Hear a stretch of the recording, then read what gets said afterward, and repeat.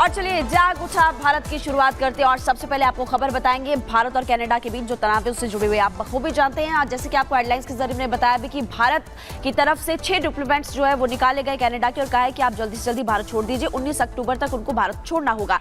लेकिन दूसरी तरफ अगर बात करें कनाडा की तरफ से ऐसा ही कुछ फैसला किया गया और इसी बढ़ते तनाव के बीच जस्टिन ट्रूडो का बयान भी सामने आया। आपको बता दें हम भारत की सार्वभौमता का सम्मान करते हैं, कह रहे हैं उम्मीद करते हैं कि भारत भी हमारा सम्मान करे। और देर रात जस्टिन ट्रूडो ने मीडिया से बात की थी और जांच में भारत से सहयोग नहीं मिला ये भी कहा। निज्जर की हत्या को लेकर के विवाद काफी ज्यादा बढ़ गया था, आरोप लगाया था भारत पर और इधर भारत की तरफ से भी यही कहा गया था कि जस्टिन ट्रूडो किस तरह से या किस तरह से आरोप लगा रहे हैं वो बिल्कुल गलत है। और अब देखिए इस बढ़ते तनाव को लेकर के जो फैसला किया गया है वो भी आपको बता रहे हैं। उधर दूसरी तरफ इसी बढ़ते तनाव के बाद जस्टिन ट्रूडो का बयान भी सामने आया।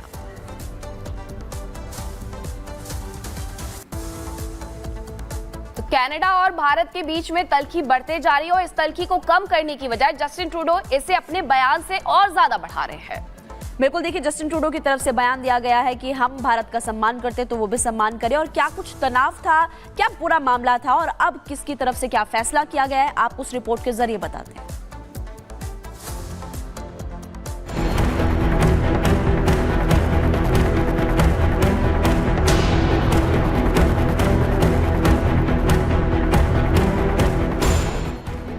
कनाडा और भारत के बीच फिर बढ़ी तकरार, कनाडा के झूठ पर भारत का करारा पलटवार। सोमवार को कनाडा पुलिस की एक प्रेस कॉन्फ्रेंस हुई और उस प्रेस कॉन्फ्रेंस में भारत विरोधी जो जहर उगला गया उसने दोनों देशों के रिश्तों में एक बार फिर दूरियां पैदा कर दी हैं।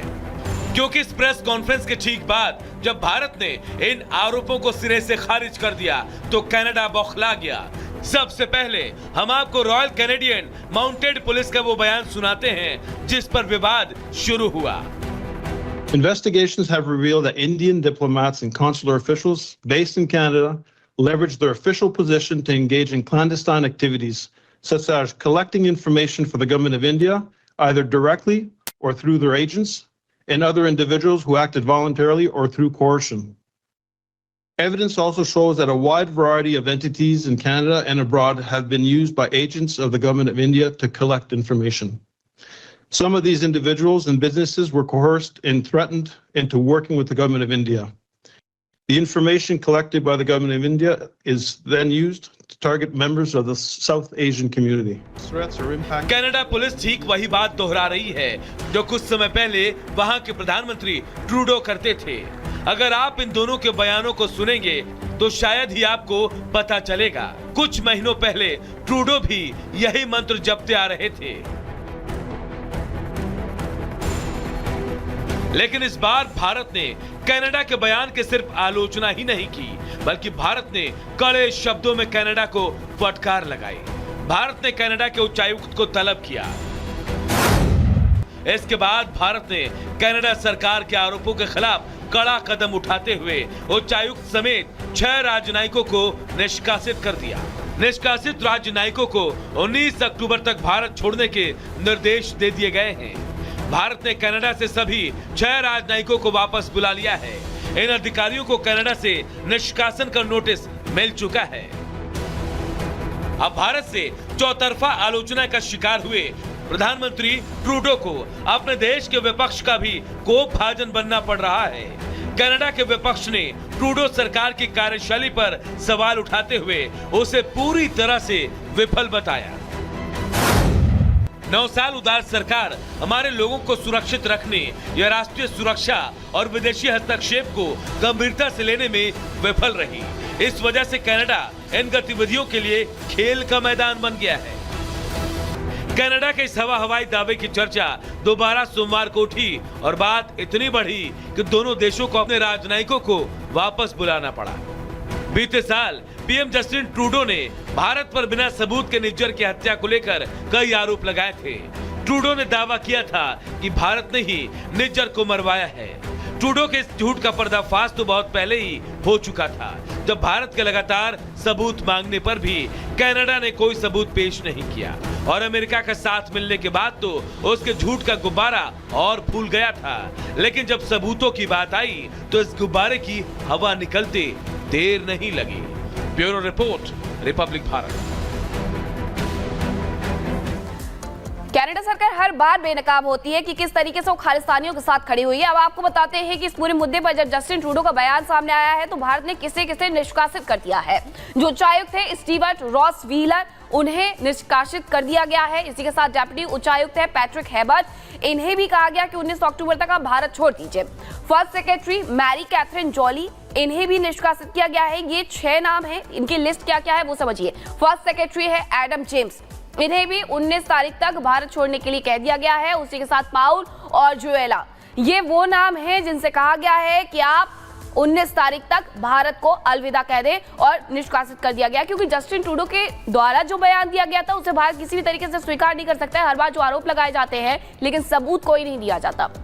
इसी बीच एक और बड़ी खबर आपको बता देते हैं, जहां कैनेडियन पीएम जस्टिन ट्रूडो ने बात की है ब्रिटिश के प्रधानमंत्री से, और इसी के साथ उन्होंने ब्रिटेन के प्रधानमंत्री से बातचीत के दौरान जो भारत के साथ तल्खी है, जो तनाव है, उसके बारे में भी उन्होंने चर्चा की है।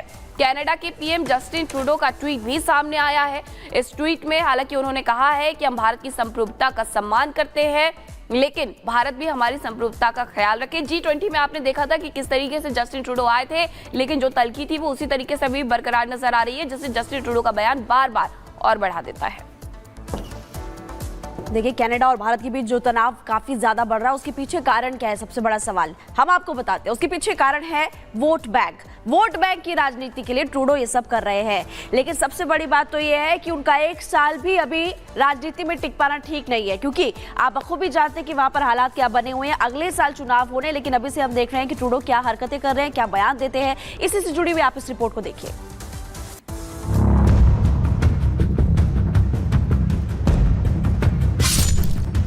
खालिस्तान समर्थकों के हमदर्द Trudeau,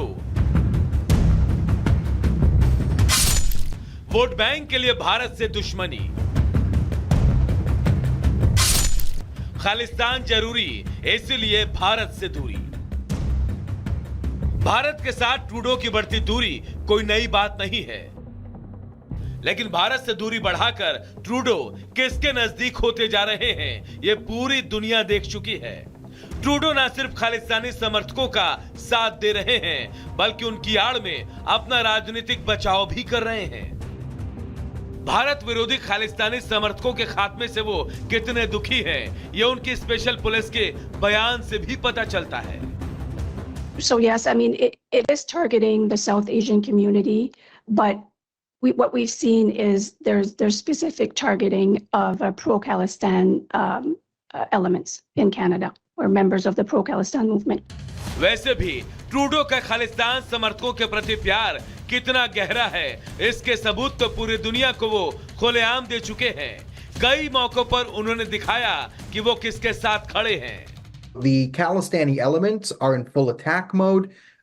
They're taking this as a total victory, you know, and slamming India. Justin Trudeau के लिए खालिस्तान समर्थकों का साथ इसलिए भी जरूरी है क्योंकि इस बार के चुनाव में उनके विपक्ष का पलड़ा भारी है। बढ़ती महंगाई, अनियंत्रित अप्रवास और घटती नौकरियां, ये वो मुद्दे हैं जो ट्रूडो के लिए इस बार चुनाव में बड़ी मुसीबत पैदा कर सकते हैं। ऐसे में ट्रूडो होने वाले चुनाव से पहले खालिस्तानी मतदाताओं को लुभाना चाहते हैं, और इसके लिए उन्हें भारत का विरोध करना भी मंजूर है। गौर करने वाली बात तो ये भी है कि ट्रूडो की मिली-जुली सरकार है। बड़ा स्ट्रॉन्ग कदम है इंडिया के द्वारा। अपने राजनीतिक नुकसान को बचाने के लिए भी राजनीति करी जा रही है, और राजनीतिक नुकसान ट्रूडो को जो हो रहा है और होने जा रहा है, वो होने जा रहा है कि चाइना ने तुम्हारी इलेक्शन में तुम्हें मदद करी, इनडायरेक्टली चाहे, और तुम्हें बाद में वो पता चला, पर तुमने उसमें कोई कदम नहीं उठाए क्योंकि वो तुम्हारे फेवर में गई। तो ट्रूडो जो कर रहे हैं, राजनीतिक लाभ उठाने के लिए कर रहे हैं। वोट बैंक, भारतीय ओरिजिन के जो हैं खालिस्तानी सपोर्टर्स, उनका वोट लेने के लिए। वोट बैंक के लिए भारत के खिलाफ जाना ट्रूडो के लिए कितनी सफलता लाएगा, ये तो आने वाले चुनाव से ही पता चलेगा। लेकिन बीते 2 चुनाव से ट्रूडो जो प्रदर्शन चुनाव में कर रहे हैं, वो तो इसी तरफ इशारा कर रहा है कि कहीं वो अपनी कुर्सी ना खो दे। शायद यही वजह है कि कुर्सी को बचाने के लिए वो दोस्त को दुश्मन बनाने के लिए भी तैयार हैं। Bureau report, Republic Bharat.